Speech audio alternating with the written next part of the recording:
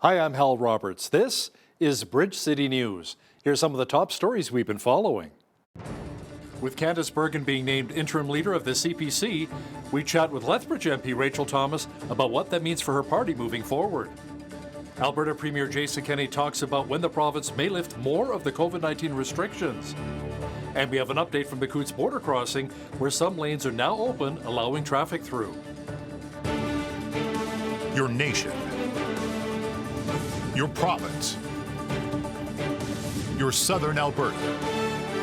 From the heart of Lethbridge, it's Bridge City News with Hal Roberts. Thanks so much for joining us. Manitoba MP Candace Bergen has been chosen to become the interim leader of the Conservative Party of Canada. Bergen was the deputy leader of the Conservatives under Aaron O'Toole. O'Toole lost following a secret ballot where 73 of the 118 MPs voted for a change in leadership. Lethbridge Conservative MP Rachel Thomas joins us now from Ottawa to talk about the change.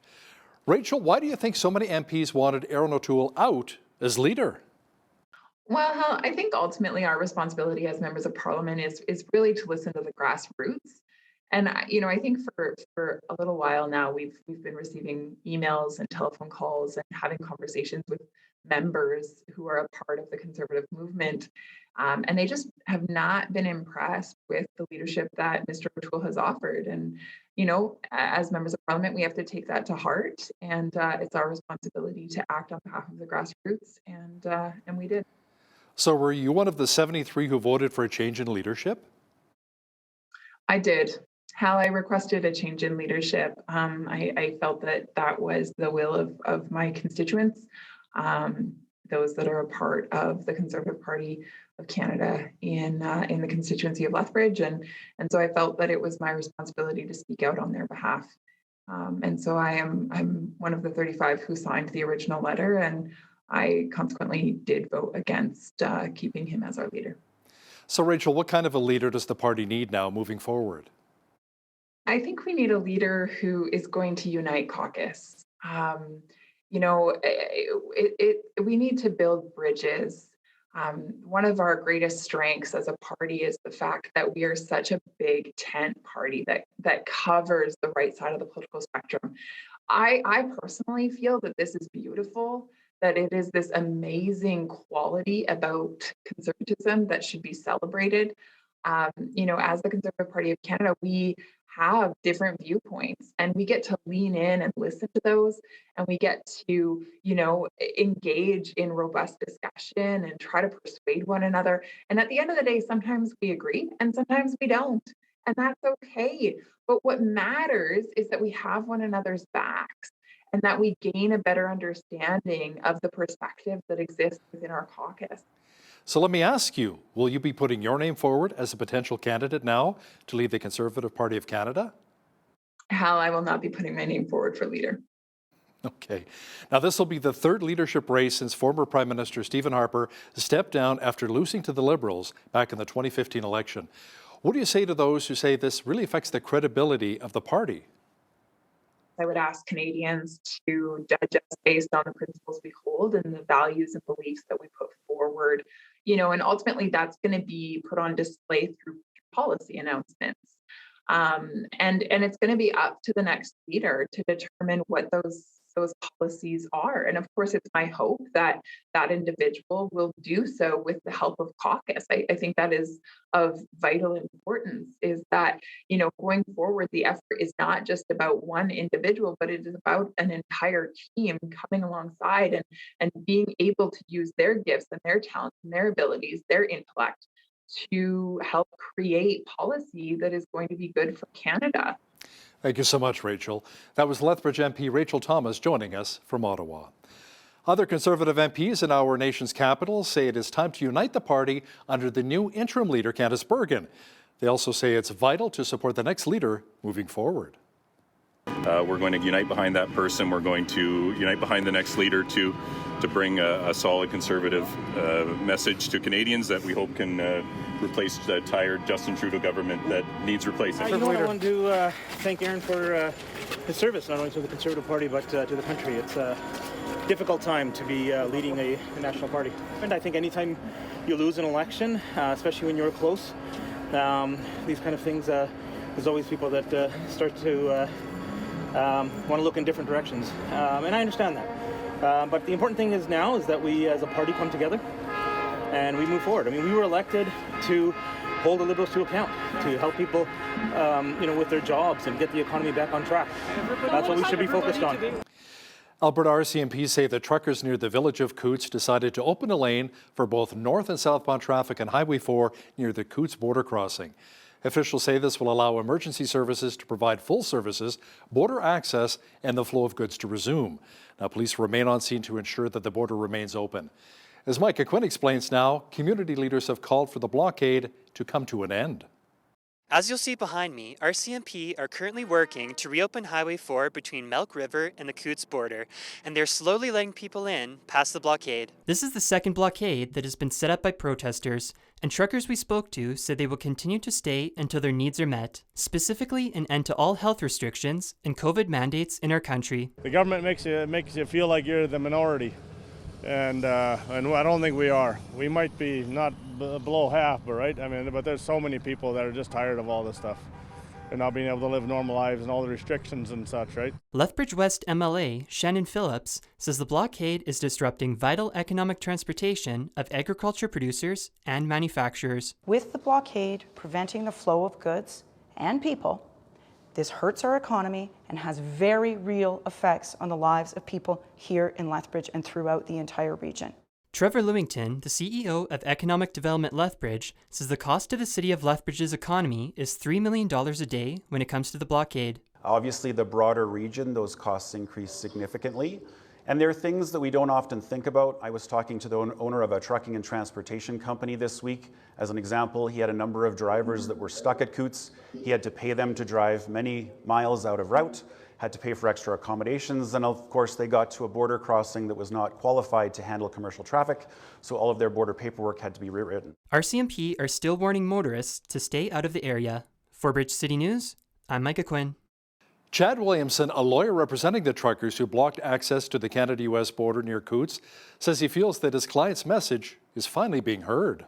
Their message has been heard, and in a tremendous showing of good faith, they're reopening one lane each way to provide unimpeded access through the town of Coutts and across the border in both ways. Now, that doesn't mean that the protest is over, but it signals what we hope to be ongoing cordial efforts to address the concerns of the people that have been involved in the movement down here at Coutts. Right now, we are just holding the line. We're holding the line with our brothers and uncles and fathers down there that are looking for freedom for all of Canada. We're holding the line with Ottawa, and we're fighting for Canada's freedoms. The City of Lethbridge and Lethbridge County have seen an increased number of blockages and slow-moving vehicles in our region. More people seem to be showing their support for the truckers involved in the Freedom Convoy, along with truckers protesting government mandates at the Coutts border. Now, this is causing some congestion on roads. An official with Lethbridge County says it's important that people allow emergency vehicles through. On a highway, that's where people speed through and go to where emergency services try to get to the locations on the quickest way possible, essentially. So for each of those areas, it's just being mindful that emergency services, whether it's fire departments or ambulances, they have their lights on, they are in transit to wherever they're trying to get to. Anyone who's taking part in the demonstrations is being asked to keep lanes clear specifically for those emergency vehicles. Alberta Premier Jason Kenney says he hopes to lift a number of COVID-19 restrictions by the end of February. Kenney says the key is seeing a sustained decrease of COVID-19 cases in hospitals and that our healthcare system is not overwhelmed. We need to continue to be careful and mindful of the nurses and doctors and other frontline healthcare workers who continue to operate under real stress. Now, we continue to monitor these numbers very closely. As I've said before, once we begin to see a sustained reduction in COVID pressure on the hospitals, I am looking forward to being able to make decisions about moving towards relaxation of public health measures at that time. And I believe that will happen this month in February. We need to see a sustained decline in hospitalization pressure, but with the overall trends, I am very optimistic. Prime Minister Justin Trudeau says a military response to the truckers' protest in Ottawa is not in the cards right now. Trudeau says he's being very cautious about deploying troops on Canadian soil, adding that so far there's been no such request to the federal government. It is not something that anyone should enter in lightly, but as of now, there have been no requests, and that is not in the cards right now. Our focus is on being there to support the police of jurisdiction, support the City of Ottawa and the Government of Ontario. We will, of course, look at any formal requests they send us, but in our preoccupation remains being there for the citizens of Ottawa, the neighborhoods that have been significantly disrupted by these protests and by these protesters, people going to school, people going to work, small business owners being harassed for wearing masks, being faced with hateful rhetoric. As a federal government, the RCMP has been there to provide support to the police of jurisdiction, the Ottawa police. And of course, we will be there to respond to any formal requests from either the city or the province. Now, our team in Ottawa has been covering the Freedom Convoy for close to a week now. Jeremy Prest is one of our correspondents, and he says, unlike what you may be hearing from other media, the Freedom Convoy has so far been quite peaceful and safe. One thing I'm hearing all the time on all sorts of messages, on our news, everywhere, is that people are saying, is it safe? Is it safe? Is it safe? It's absolutely safe. If you look behind me, we'll show all this later. I'm going to go interview a bunch of these people here. But you'll notice there's strollers, there's babies, there's children. There's a snowman being built over in this direction here. It is absolutely safe. There's nothing even threatening here at all. Something that we've been hearing from supporters of the Freedom Convoy is how incredible it's been that Canadians from all over the country converged on our nation's capital, showing their support for the truckers. This is amazing. Everyone coming together. We were here on the weekend, Saturday night. It was so freeing to see everybody outside with smiles, no masks, and everyone's here for the right reasons. And we're so excited that these truckers are here to stay and they're not leaving until things change. What would you say to maybe some other locals that might be frustrated with the kind of the loudness, the chaos? What would you say about that? I would say we're sorry for the noise, but this is something that's bad for them for right now, but in the long term, it's going to be good. It's uniting Canadians right now. We need to get rid of this. We don't have a life. We haven't had a life for 2 years now. Earlier today, Bridge City News had a chance to chat with Canadian health researcher Dr. Paul Alexander in Ottawa, who spoke out against the government mandates. Dr. Alexander says having them at this point just doesn't make any sense. No difference between the vaccinated and the unvaccinated person. And to have mandates at this point is illogical and nonsensical. And I think the public health authorities in Canada, they've been flat wrong on this. And it is time that the society opens. It is time that we declare the pandemic emergency over, because we have the data from Scotland, from UK, from Finland, from Denmark, etc., from the US, showing us that it is actually the vaccinated person who is at risk of super infection and actually transmitting. So I think the premise that the trucker coming in on the border who is unvaccinated should be constrained from making a living in Canada is actually flat wrong. Funds for the Freedom Convoy's GoFundMe campaign, which is now over $10 million, have been frozen. When you visit their GoFundMe page, you will see a notification that says the fundraiser is currently paused and under review to ensure it complies with terms of service along with applicable laws and regulations. The Freedom Convoy GoFundMe campaign is the second largest in Canadian history, second only to the Humboldt Broncos fundraiser back in 2018. After seeing a few centimeters of snow and colder temperatures, it's nice to see the mercury rising once again. Jeanette Rocher is back with a quick peek of the weather forecast. Jeanette, we should see plus values again soon here in Lethbridge?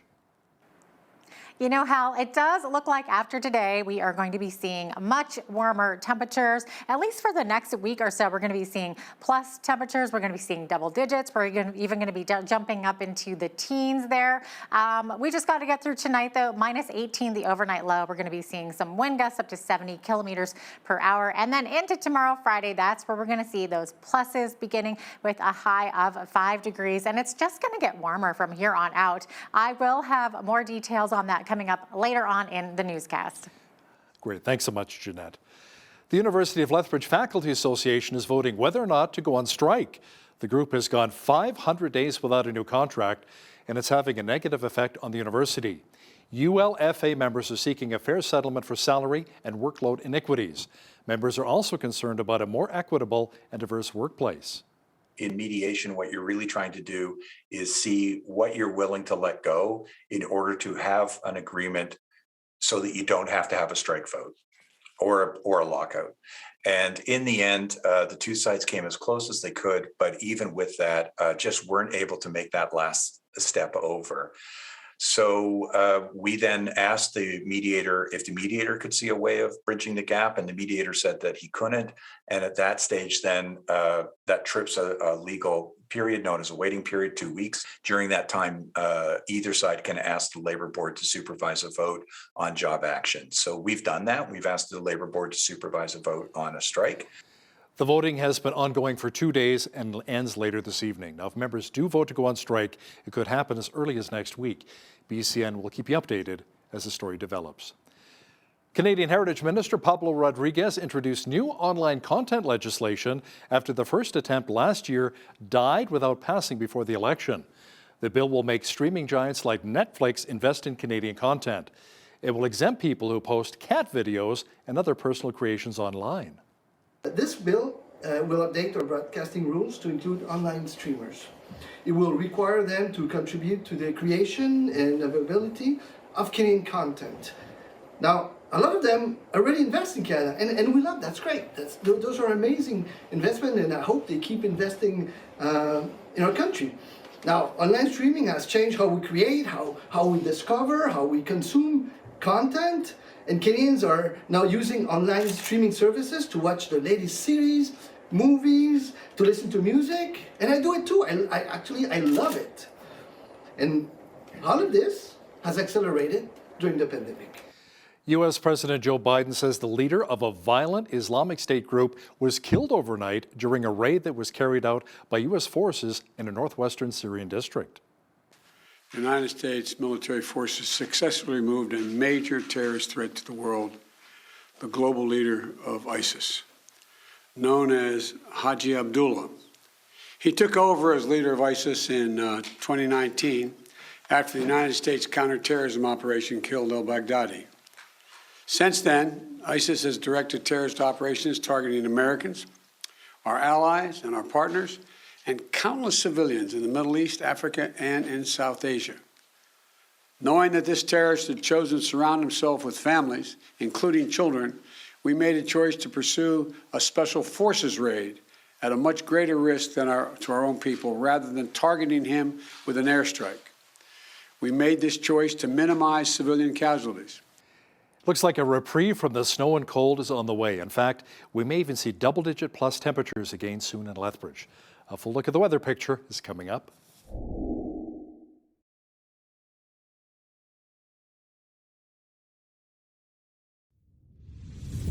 It was another chilly day here in southwestern Alberta, but fortunately, a warming trend is just around the corner. Jeanette Rocher is back with a complete look at the weather forecast. Jeanette, the meltdown, thanks to the warmer temperatures, is just around the corner? It is, Hal. You know, it seems that after tonight, we're going to be seeing warmer temperatures all the way, at least for the next week anyway. We do just have to get over this evening's hump of minus 18 being the overnight low. We're going to see wind gusts this evening to 70 kilometers per hour. Into tomorrow, Friday, that is when we are going to see it start to warm up. 5 degrees the high. And of course, you can't seem to get those warmer temperatures without those Chinook winds. We are going to be having wind gusts up to 90 kilometers per hour. So just keep that in mind. Saturday, high of 5 degrees, up to 10 degrees on a Sunday. There's those double digits I was talking about. Same thing for Monday, 11 degrees and sunshine. sunshine. Into Tuesday, we're looking at a high of 8, and then up to the teens on Wednesday with a high of 13 degrees. So I am absolutely loving it. It's much higher than what our almanac tells us, which is our average high for this time of year, 0. So we're going to be much higher than that. Average low, minus 12. Our high temperature on this day was back in 2005. It was 17 degrees, and we were sitting at minus 37 back in 1947, which was our lowest on record. 8:01 is when the sun rose this morning, and our sun set this evening, 5:29 p.m., giving us just a little less than 9.5 hours of daylight today.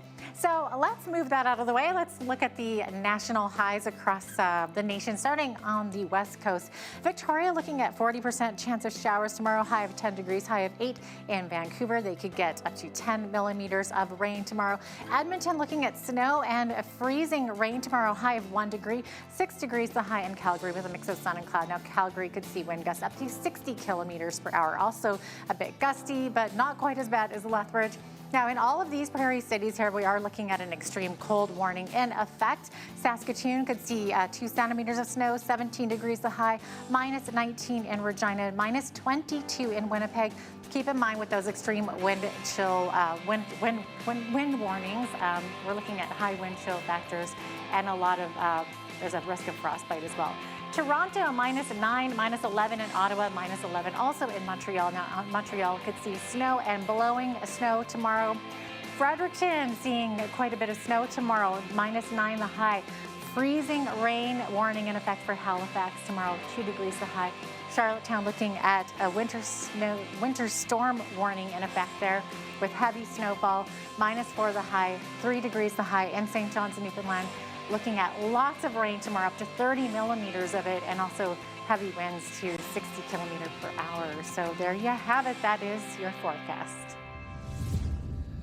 Suncor Energy earned $1.53 billion in the fourth quarter and achieved adjusted funds from operations against the backdrop of soaring oil prices. The Calgary-based oil producer and refiner reported that it earned $1.07 per common share for the period ending December 31st. That compares to a net loss of 11 cents per share for the same period in 2020.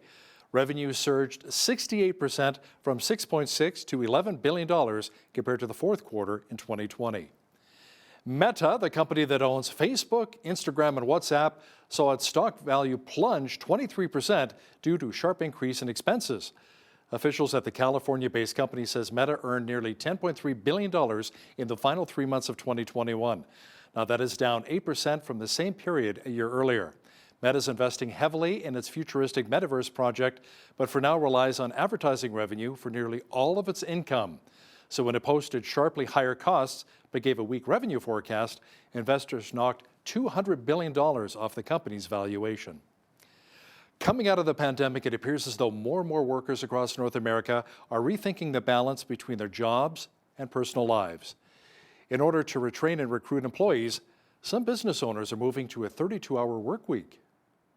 I love the 4-day work week because my weekends actually feel restorative.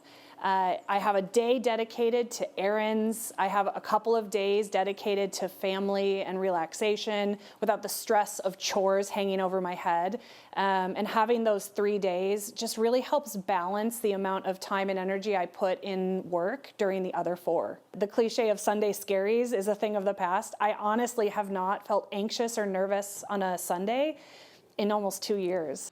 Long weekends, that's definitely something I could get behind. Now, here's a look at today's markets. The TSX was down 268 points on the day to 21,094. The Dow was down 518 points to 35,111.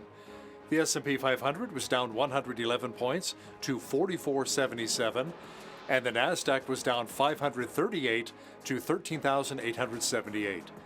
West Texas Intermediate Oil was up $1.83 on the day to $90.09 U.S. per barrel. Natural gas was down 58 cents to $4.92 U.S. Gold was up 4 cents to $18.0490 U.S. an ounce.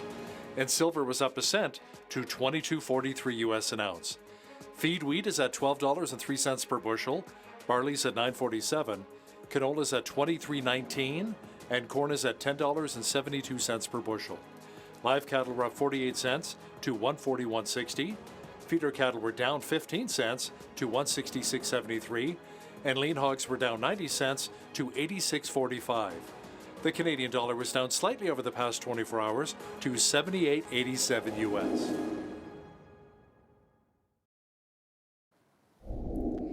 Recapping one of our top stories, Manitoba MP Candice Bergen has been chosen to become the new interim leader of the Conservative Party of Canada.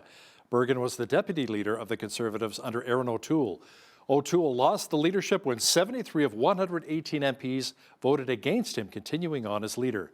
And Lethbridge MP Rachel Thomas says she was one of the 73 who voted to replace Aaron O'Toole as leader of the CPC. Playtime is essential to learning. Now that's according to Courtney Ellis, who wrote the book Happy Now, Let Playfulness Lift Your Load and Renew Your Spirit. Courtney will have all of the details for us coming up after the break. But first, here's a look what's happening in and around your community. Here's today's Bridge City News community calendar. The 35th annual Moonlight Run is taking place March 19th with both in-person and virtual events. This year's run will include a 6-kilometer walk and 10-kilometer run. For the in-person event, both distances will begin in downtown Lethbridge at Casa and head into the River Valley for a loop in Indian Battle Park. Then you will climb Wendy's Hill before returning to Casa. The Moonlight Run will follow all COVID guidelines required by the Alberta government. To register and for more information, visit moonlightrun.com. Come and enjoy Nikayuko Japanese Garden's annual Winter Light Festival, open from 6 to 10 p.m. Wednesday to Sunday until February 28th. Bundle up and take in the massive light display, ice sculptures, and other features throughout the garden. Discover Japanese customs and traditions that are celebrated during the winter months. To purchase advance tickets and for information on COVID protocols, visit nikayuko.com. And that's your Bridge City News community calendar.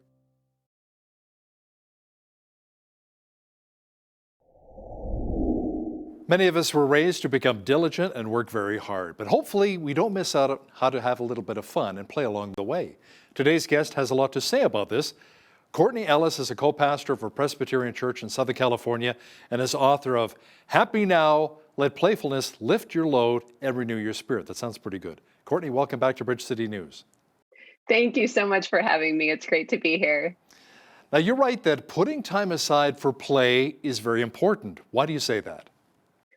It's important because we often think of play as a luxury item, but play is this wonderful, wonderful opportunity to unlock all sorts of things in our brains. It brings us greater creativity, innovation, connection, and most importantly, joy. And play is really important, especially right now during the pandemic. A lot of people feeling depressed, anxious, stressed out. Let's talk a bit about that, the importance of play. Play is such a powerful tool because God has created our brains in this way that they just light up when we play. And we think of play sometimes as we're either playing or we're not. But the fact is we can engage in many behaviors playfully. You can wash dishes playfully. You can get your kids ready for school playfully. You can have a playful conversation. And each of these things gives us this wonderful little boost, little lift that makes the rest of our days that much easier. So why do you say that play is key to understanding ourselves and the God who created us? It's key to understanding ourselves because God has wired our brains in such a way that they just light up when we play. It helps us make greater connections.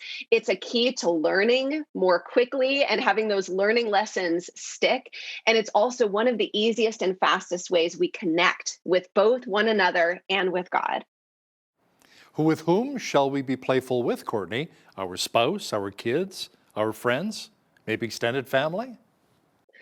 You can play with anyone. And that's the beautiful thing is if you've ever had a fun conversation with someone who's checking your groceries out at the grocery store or the barista at the coffee shop or your pastor or your boss or your kids, when we play, it's not just a ball game or a board game. It's saying, let's look at this problem a little differently. Let's think outside the box. Let's go to a different restaurant for dinner rather than the one we always do. And it's that innovation that unlocks this stream of connection and joy. How do you think play is really evolved or changes from a child to when we become mature adults? I love that question because kids play so naturally. Kids are born to play. They're born into play. That's how they work. That's how they learn. But the older we get, the more we start to think, no, that's childish. I'm not going to function in that capacity anymore. But when we stop playing, we stop learning, we stop growing. And so adults are free to play just as much. We just have to give ourselves that permission. Sometimes if you're stuck on a problem, have you noticed if you go for a walk, the answer comes to you, and it's not because you tried harder, it's because you got a change of scenery. That's an act of play, that creative innovation that unlocks us from when we're stuck. So Courtney, any thoughts on how play can really help us manage our stress and anxiety a little better?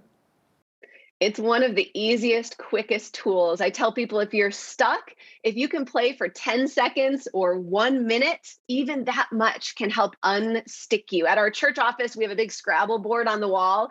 And sometimes when I'm stuck on a problem, I'll go over and take a turn. And suddenly that part of my brain got a little workout and the problem now seems easier. So it doesn't have to be hours and hours. It can be as simple as going for a walk, looking out the window, losing to your colleagues in Scrabble, one turn at a time. I have to tell you, since I got a dog a few weeks ago, I'm learning a lot about playtime. Going for walks and just having fun with my pooch, my puppy here. Now, Courtney, some people may have grown up thinking about God as a very stern figure who never wanted us to have any fun. Now, you feel that this idea may have missed the mark. Absolutely. It's easy to read, especially the Old Testament, as this list of do's and don'ts. But the fact is, every commandment, every instruction that we find in the Bible is designed to free us. So God says, don't touch the hot stove, not because God's trying to ruin our fun, but because it's really hard to enjoy life when our hands are all burnt to a crisp. So all of the Bible is in service of the end of what God wants for us, which is joy and connection with the Lord, connection with our neighbors. Sin severs that connection, but God's righteousness and healing reestablish that. And play is one of the ways that that can happen. Do you believe that play can actually help us to become more innovative? Absolutely. There are so many studies. I got to do all this research with these play scientists, which sounds like the best job ever, actually, a play scientist.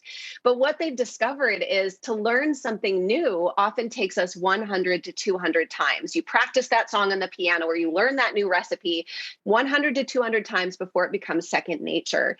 If you learn that thing playfully, you set it to music or you do a little dance or you do it as part of a game, that is cut down tenfold. So it takes us 10 to 20 times rather than 100 to 200 times. And we know this with our kids. We teach them through play, but with adults, we think, oh, we'll drill the facts or I'll sit down and I'll read this. But the fact is that play helps us to learn, to innovate, to make those connections much faster and in ways that are much more fun.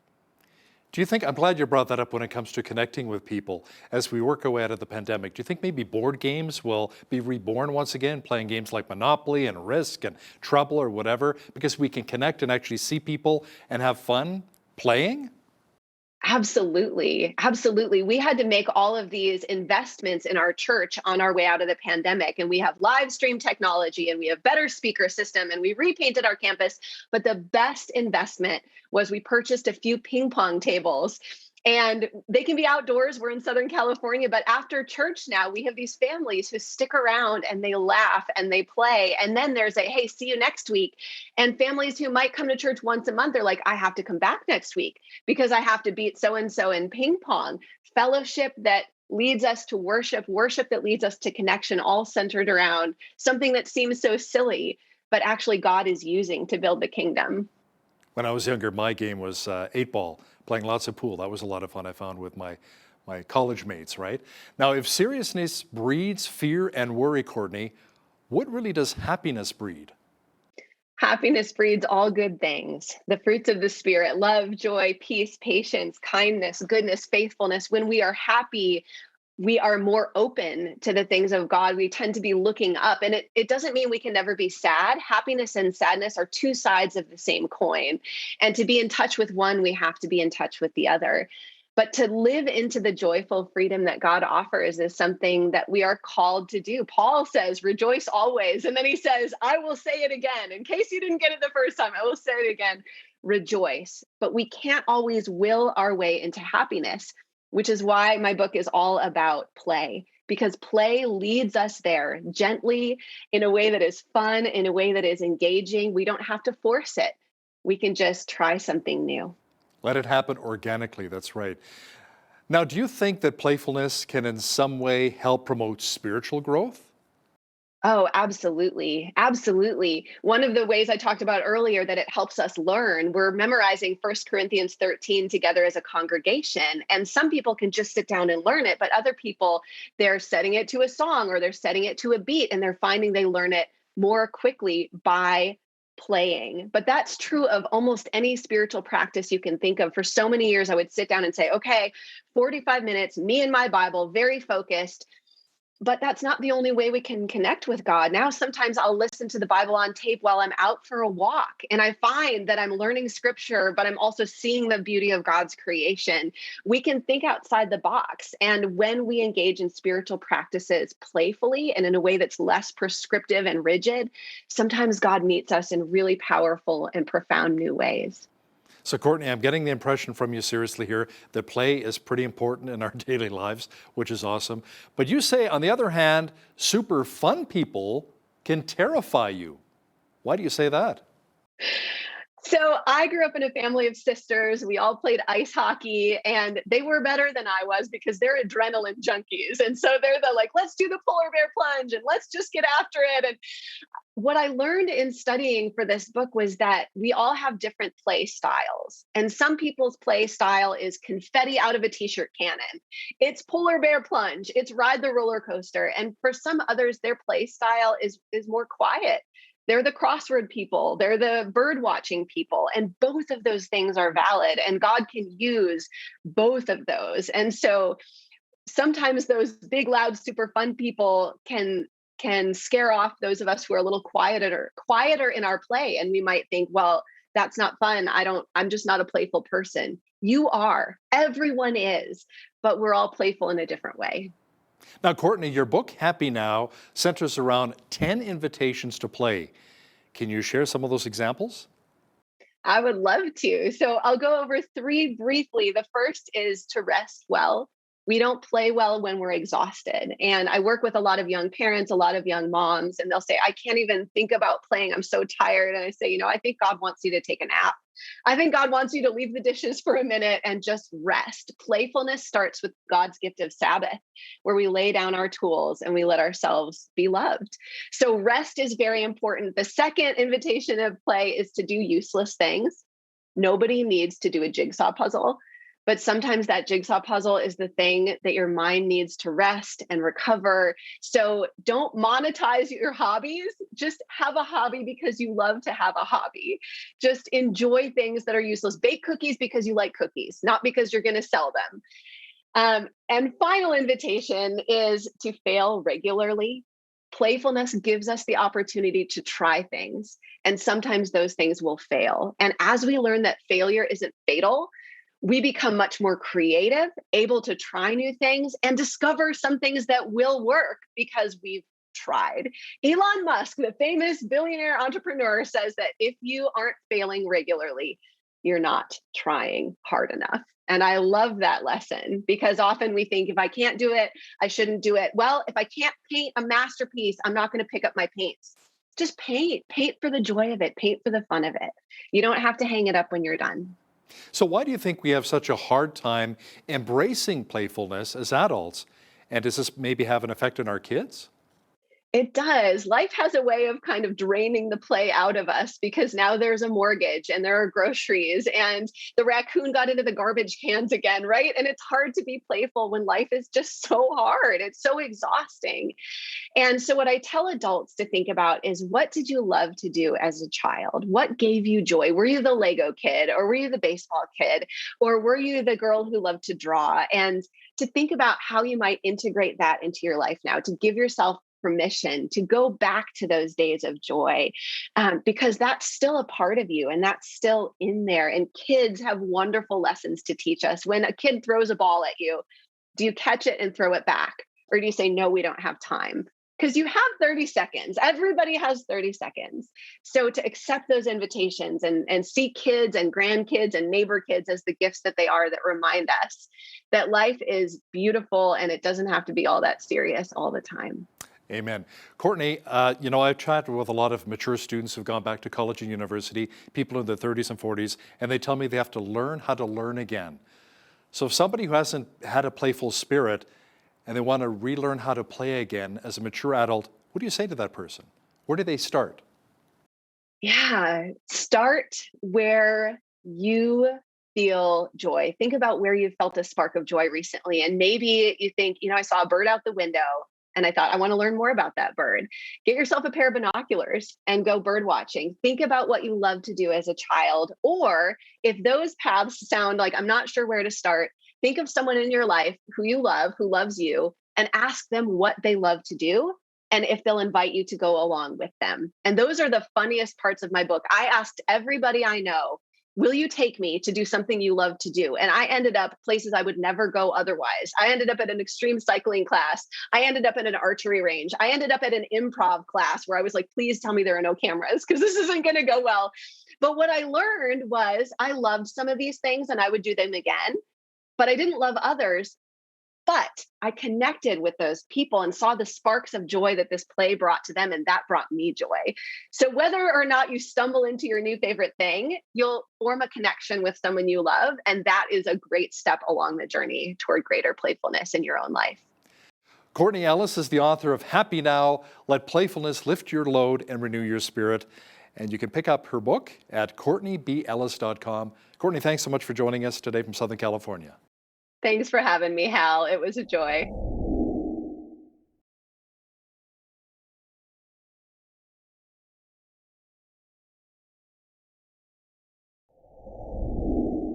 The University of Lethbridge has a long history of research benefiting agriculture.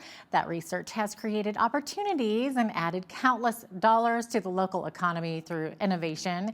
Farming in our region has become more productive and profitable, and this past July, the University of Lethbridge welcomed Dr. Dina McMartin to the position of Vice President of Research. Dr. McMartin joins us today via Zoom. Welcome to the show, Dina. So great to have you on today. Thank you so much. I'm happy to be here. All right. So it's been just amazing to see the research coming out of the University of Lethbridge. I know I've had the opportunity to speak with a lot of researchers there, and it's just really such a productive place. It's so cool. So your area of focus has been on water, right? So let's maybe talk a little bit about that. Absolutely. Thank you. I'm a environmental and agricultural engineer. And so I've spent my academic career working with water resources, water treatment, and a lot of impacts for and with agricultural producers. So really looking at how we can improve water use and crop efficiency, animal behavior and activities on the land to make the best use of water, which of course, as we know in the prairies, and particularly in the southern prairies, water is sometimes scarce, and we are really very aware of how precious and important a resource it is for livelihoods and for economic development and jobs. Yeah, absolutely. And I think it goes without saying that clean water and water management is vital for healthy communities and for our local agricultural industry as well. So what kinds of water research specifically is going on at the University of Lethbridge? Well, there's so much neat water research taking place here. We've signed agreements with various provincial agencies and a lot of our industry and business partners, looking at the efficiency of irrigated crops, reviewing and evaluating different irrigation designs, including the canal systems, which, as we know, as temperatures get warmer, we have a lot more evaporation coming off of those canals. Working even with some of our local producers and processors around water management and wastewater activities, and really we're learning as well from and with those producers and processors. And I think that's what's just so special about this region is the openness and excitement about partnering and collaborating and really working together on water, whether it's for animal health or ecosystem health or for agricultural production. Yeah. And, Dina, what compelled you to focus specifically on water? Well, it goes way back to when I was growing up in a small town in Saskatchewan. And I actually grew up in a community right beside the resort village of Manitou Beach. And Manitou Lake has some of the most dense water in the world and is an extremely culturally important location, not only for Indigenous people, but for, it became this wild place in the 1920s with people coming from New York and Chicago to sort of make it their summer playground. And the water there is unique, it's fascinating. And for me, growing up in that kind of environment, it really taught me that not only is the chemistry and the quality of water super important, but there's such an important cultural and community connection to water and about water. We all like to be out, near water for our holidays. We like to go somewhere, whether it's camping or to a beach, to be around water. And so there's something compelling in our humanity. And so just growing up that way, I really learned very quickly the importance of water to, eons of people and cultures and traditions. Yeah, and it's so interesting that you say that, Dina, too, because it's true. When you look at towns and cities where they've developed, most of them are close to rivers and other waterways. So it's a really good point that you brought up. And also, we're so fortunate to have a world-class irrigation system here in southern Alberta. So how has the water research of the past in our region formed a basis for the research that we see today at the U of L? So we are so lucky. We have about 70% of Canada's irrigated agriculture in southern Alberta. And so this really is an extraordinarily productive and important agri-food corridor and region for the country and for the world. And, irrigation began here in the 19th century with early surveyors coming out and putting in the first canals and lines to convey water to cropland and to communities where there were years without enough water to keep people and their livestock going well. But I think that long-standing tradition of sharing water across the American border and looking at droughts today is really impacting the kind of research we do. There's so much research at the University of Lethbridge around transboundary and international relationships and collaboration, whether that's economic or political or human and resource. There's a lot happening with the irrigation in terms of, again, the crops themselves and the kind of pollinators that we need to keep those crops going and healthy. And then just all of the innovation in the types of crops we're able to grow here, working with producers and processors to build an economic ecosystem and a business area that is just so phenomenal, so active, and so productive. Mm-hmm. Now, are there any limitations to expanding the irrigation system in southern Alberta, such as expanding it to the southeastern part of the province? No, that's a really good question. I've actually recently started on a new study board with the International Joint Commission for Transboundary Waters, and we're looking at the St. Mary and Milk Rivers in particular, and the apportionment agreements between not only the US and Canada, but also across the Prairie provinces. And I think some of the new activities and projects that we've seen announced by the provincial government to really improve pipeline distribution, particularly from the Chin Reservoir in that area, will help us retain more water so that we can expand and extend irrigation. And of course, the multi-billion-dollar project that was announced for southwestern Saskatchewan, which would connect into our southeastern Alberta regions, all of that is on the books and planned. And I would simply just say that, it just means that we have to be that much more strategic and scientific about how we measure and monitor water use in our current regions and the expanded regions. Mm-hmm. Interesting.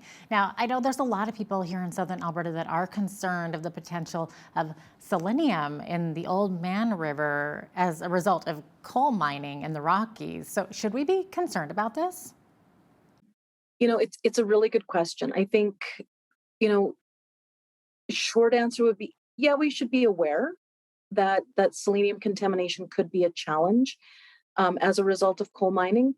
The soil, the ground, the rock that is being taken out is high concentration selenium. There are technologies and treatment methods for removing selenium. To my knowledge, they haven't been fully employed in past. And so I think there's a little bit of concern that, we don't really fully understand the technology.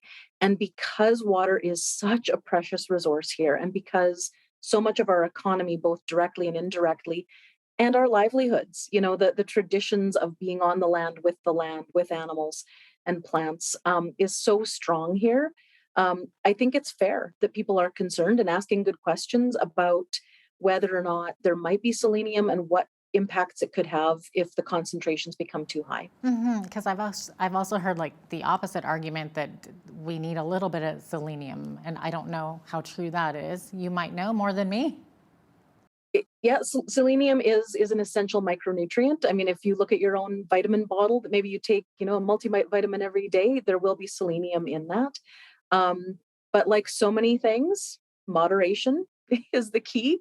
And so we want to make sure that we keep that in micronutrient level, not a significant concentration. Okay, excellent. Great to know. Thank you for that. Now, during the recent municipal election, Calgarians voted yes to adding fluoride back into their water. So what are your thoughts on that? I'm a strong proponent. I'm a big supporter of that. I think in large part, the majority of the dental community has really spoken out in favor of it, particularly for young children for whom, dental health is often a struggle and a challenge, and particularly for vulnerable populations where perhaps visits to the dentist and other fluoride treatments just aren't as possible or as regular and routine as other segments of the population. And we know that, again, everything in moderation, in the doses that we're seeing within drinking water, the levels are safe for human health. Are you able to talk a little bit about the need for STEM program development at the U of L? I think in any region, having diverse job options is extremely important, and STEM jobs are considered quite often to be economic drivers around innovation and new job development. I think the creativity we see from the graduates, at the University of Lethbridge, contributing to community and new business, new activities, I think is really important. And I would be excited to see additional STEM opportunities for students in Lethbridge. I think what we're doing is extraordinarily good and very high quality. There's always opportunity for us to look at what more and different we can do in response to changes in the local economy, local environment, and global trends in terms of what's out there. And if I think about, some of my own graduate students and some of what they're doing, it's looking at community resilience to changes in climate, looking at how we've seen the floods in BC and lots of conversation about, well, the infrastructure was aging and the designs we currently are building are based on old data. And so one of my students has actually been creating a new cell phone app to work with small municipalities and communities to help them make decisions using real-time climate data, so that we're building better infrastructure to withstand flood and drought, wildfire, and other kinds of events. And so those kinds of STEM jobs, and I think STEM innovation, is so exciting and so important for our future community design. And whether that's, having a better understanding of the kind of plants and animals we have by doing good terrestrial and spatial imaging, taking fancy photos from satellites, or it's understanding, the importance of bees for our food supply. I think STEM jobs are extremely important, and there's such great potential for employment in this area. It's wonderful. Yeah, it's pretty exciting, isn't it? So where do you see the future of research at the University of Lethbridge going? I mean, it's pretty amazing what they're doing these days. Where do you see that going? It is the research here is just so it's inspiring, and I will say, and I know a lot of people say this, but the University of Lethbridge to me really punches above its weight. We're a smaller institution, but the impact we have is really big. And so the areas where I see us continuing to grow and expand our research are in sustainable agri-food. So looking at environmental innovation, looking at closer connections with Indigenous communities and traditional knowledge to understand the land and the resources where we are. So I think, agriculture obviously is one huge area for opportunity. I think too, healthy aging and holistic wellness are extraordinarily important and increasingly challenging in rural regions and smaller communities where, we know it's difficult to find a doctor in the Lethbridge area right now. But I would say our rural nursing program and a lot of the health research that we're doing around dementia and Alzheimer's, addictions and counseling are some of the best in the country, if not in the world. And so these are areas where I think we need to continue focusing and growing and really supporting Southern Alberta and the vitality here. Amazing. Dr. Dina Martin, thank you so much for your time and sharing your expertise with us. We really appreciated having you on today. Thank you so much. It's been wonderful to be with you. Great. Dr. Dina Martin is the Vice President of Research at the University of Lethbridge. I'm Jeanette Roche on behalf of all of us here at Bridge City News. Thanks for watching.